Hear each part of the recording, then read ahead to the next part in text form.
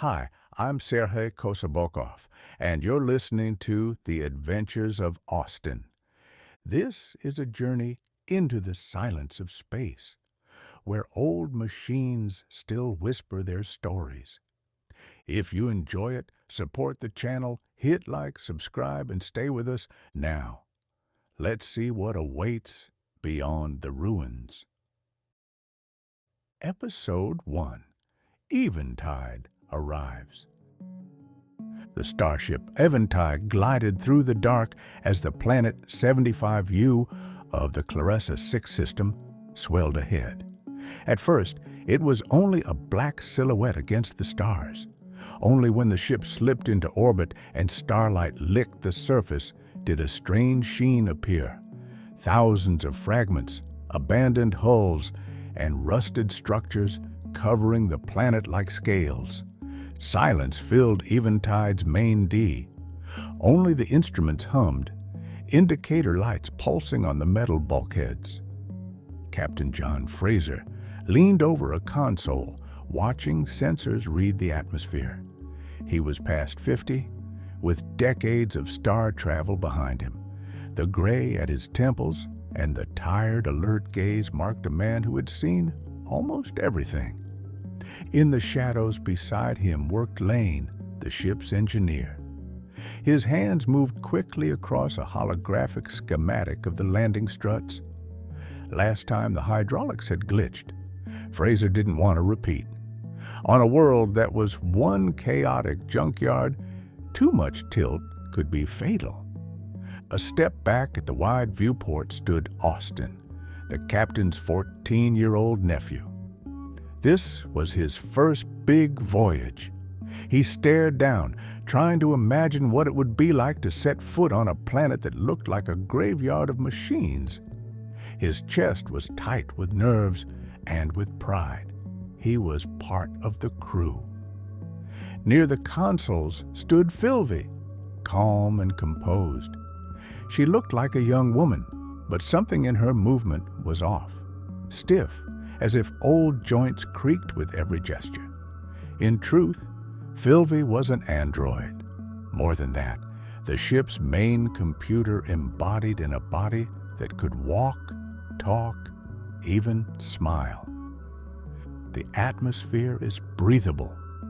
Pressure within norms, she said softly, turning to the captain. Her voice was even, almost emotionless, yet there was something human in it. Fraser nodded. Good. We drop on the lander in the morning. Tonight. Systems checks. Lane exhaled and rubbed his eyes, closing the schematic. Still don't trust those struts. Like it or not, I'm taking tools down there again.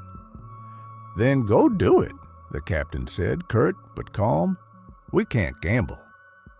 Austin kept watching the planet. From this height, it looked truly dead. But the stories he'd heard on Earth ran through his mind. Long ago, centuries back, they dumped old robots here.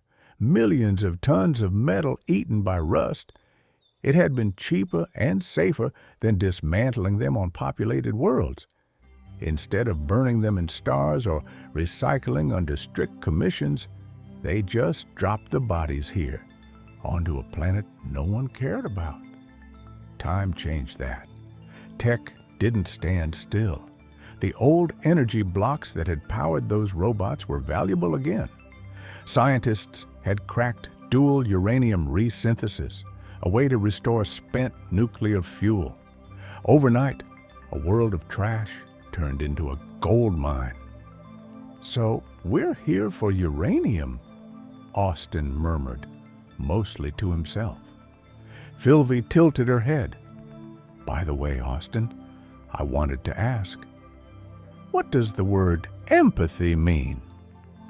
He blinked at the abrupt shift. It felt like a joke, but her face was serious. Empathy is, he searched for it. It's when it hurts. If someone else is hurting. Hurts, Sylvie repeated, tasting the word. I understand. Fraser glanced back. Austin, go check rations. 2 to 3 days, heavy on the water. The voice was brisk, but the care was there. The boy nodded and headed for the stores. Philvy's question kept circling. She was supposed to be a machine, yet that question felt far too human.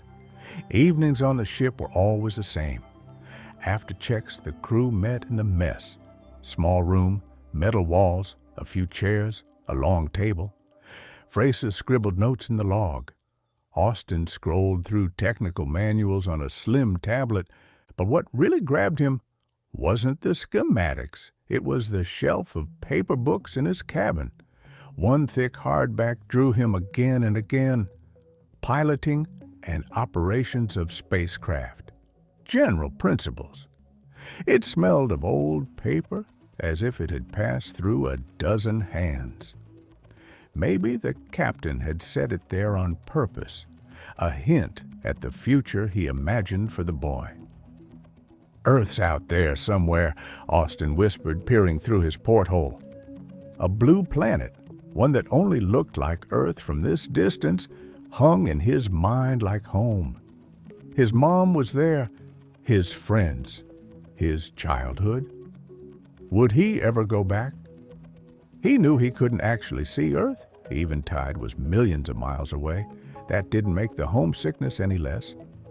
He often caught himself staring into the dark, searching for a blue dot that wasn't there. Earth lived in him as smells from his mother's kitchen, laughter with friends at Spaceport Number 5 in New Jersey, and a warmth no star could replace.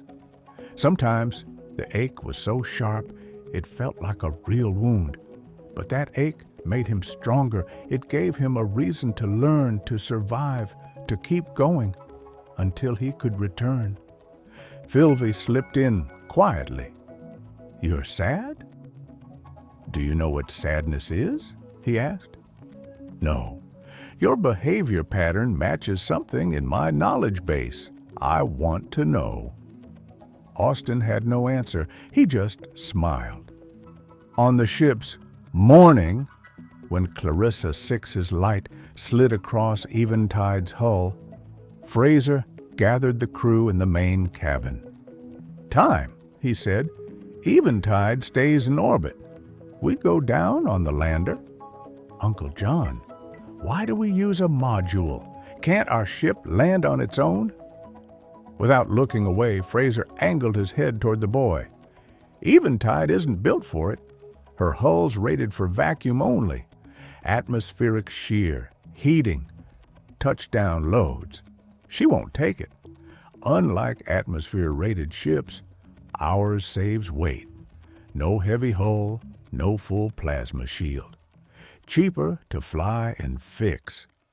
From the console, Lane added without glancing up, "The lander's simpler, lighter, and small. It doesn't need a big flat to set down.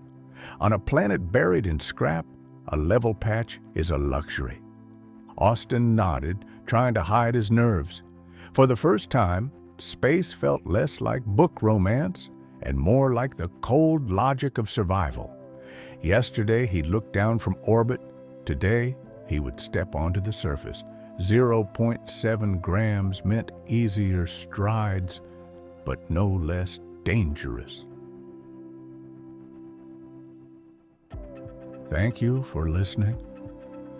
I hope you enjoyed this journey through the silence of space. Don't forget to support the channel, like, subscribe, and share it with a friend. We'll meet again very soon.